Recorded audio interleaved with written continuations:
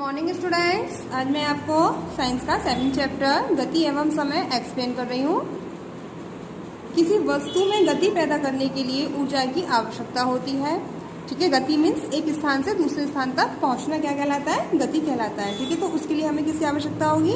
ऊर्जा की आवश्यकता होती है। हमारी पृथ्वी भी अपनी किली पर घूमती है, ठीक है, अपने अक्ष पर घूमती है, जिसे एक चक्कर पूरा करने में 24 घंटे लगते हैं, जिससे दिन और रात होते हैं। जो भाग सूर्य के सामने होता है वहाँ दिन और उसके पीछे वाले भाग में रात होती है। जब कोई वस्तु चलती है या स्थान में परिवर्तन करती है तो वह क्या कहलाती है? गति कहलाती है। जैसे हम एक स्थान से दूसरे स्थान गए तो क्या हुआ? स्थान में परिवर्तन हो गया ना, चेंज हो गया ना स्थान, तो क्या कहलाएगा? गति। जैसे रेलगाड़ी, मोटर, कार, बस, आदमी तथा मोटर गाड़ी का चलना आदि। प्रयोग 1, आप सड़क पर जाते हुए वाहनों को देखिए। वे वाहन कभी तो बहुत तेज चलते हैं और कभी बहुत धीरे चलते हैं।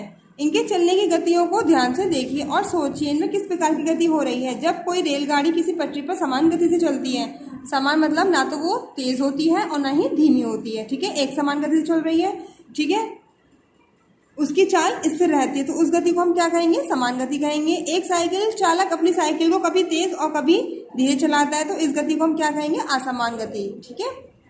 चाल, किसी वस्तु द्वारा एकांक समय में तय की गई दूरी को उस वस्तु की चाल कहते हैं, ठीक है। ये चाल का फॉर्मूला होता है, ठीक है। अब हम आगे सवाल सॉल्व करेंगे, उसमें ही हम यूज करेंगे। जैसे चाल बराबर चली गई कुल दूरी कुल समय, ठीक है, या फिर चाल बराबर दूरी बटा समय। अगर हमें समय निकालना है तो क्या करेंगे? समय बराबर दूरी बटा चाल। अगर दूरी निकालनी है तो दूरी बराबर चाल इंटू समय। देखिए उदाहरण, यदि कोई गतिमान वस्तु 60 किलोमीटर की दूरी से 4 घंटे में तय करती है तो उस वस्तु की चाल ज्ञात कीजिए। तो यहाँ क्या निकलवाना है? चाल। तो हम चाल का फॉर्मूला लगाएंगे, चाल बराबर दूरी बटा समय। तो दूरी कितनी है हमारी? 60 किलोमीटर। समय कितना है हमारा? 4। देखिए यहाँ पर ये मिसप्रिंट हो गया है, आप यहाँ पर इसको करेक्ट कर लेंगे, ठीक है। अब यहाँ पर हम दूरी 60 लिखेंगे, समय कितना है? 4, ठीक है। अब इसका क्या करेंगे? हम भाग करेंगे तो कितना आंसर आ जाएगा? 15 किलोमीटर प्रति घंटा, ठीक है। चाल अब 2 प्रकार की होती है, समान गति, असमान गति। ये मैं आपको पहले एक्सप्लेन कर चुकी हूँ। समय की माप, आज से लगभग 200 वर्ष पूर्व आजकल की तरह रेडियो, घड़ियां, मोबाइल तथा टेलीविजन आदि नहीं थे। तब समय की गणना करना कठिन था, ठीक है, क्योंकि सब नहीं था तो समय देखना बहुत मुश्किल हो पाता था। फिर भी लोग सूर्य की छाया को देखकर समय की गणना कर लेते थे। पहले लोग यह भी मानते कि मुर्गा सुबह 4 बजे भाग देता है, तो यह क्या करते थे? एक समय की गणना करते थे। परंतु आज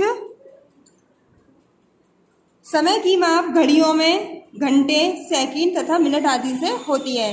घड़ियों की कार्यविधि काफी जटिल होती है। घड़ियों में आवर्ती गति का प्रयोग किया जाता है। आवर्ती गति का एक चिर परिचित उदाहरण सरल लोलक है। विज्ञान की बढ़ती प्रगतियों में वो घड़ियां सेलों में भी चलती हैं। इनमें 1 या 2 सेलों वाले विद्युत परिपथ होते हैं। इन घड़ियों को क्वार्टज घड़ी भी कहते हैं। आज समय का मापन करने के लिए अनेक प्रकार की घड़ियों का उपयोग किया जाता है।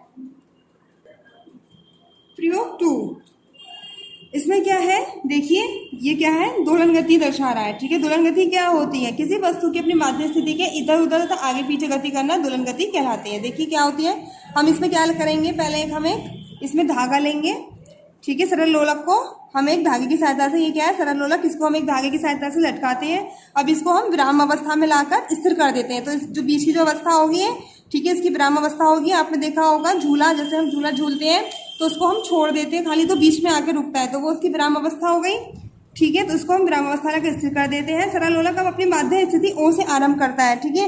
अब हम इसको यहाँ से इसको हम धक्का देंगे तो कहाँ जाएगा? पहले ए पर जाएगा, ओ से ए पर जाएगा, फिर ए से वापस बी पर जाएगा और बी से वापस जाकर ओ पर आ जाता है, ठीक है। तब एक दोलन पूरा होता है और दोलन पूरा होने में जितना समय लगता है उसे हम आवर्तकाल कहते हैं, ठीक है। एक दीवार घड़ी जिसमें लोलक होता है तो वो इधर उधर घूमता है, आपने देखा होगा, नीचे की तरफ जो आवाज देता है वो इधर उधर घूम के आवाज देता है ना, ठीक है।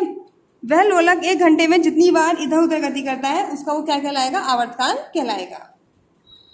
आई होप आपको चैप्टर अच्छे समझ में आया होगा। अब इस चैप्टर को कंप्लीट नेक्स्ट वीडियो में करेंगे। Thank you.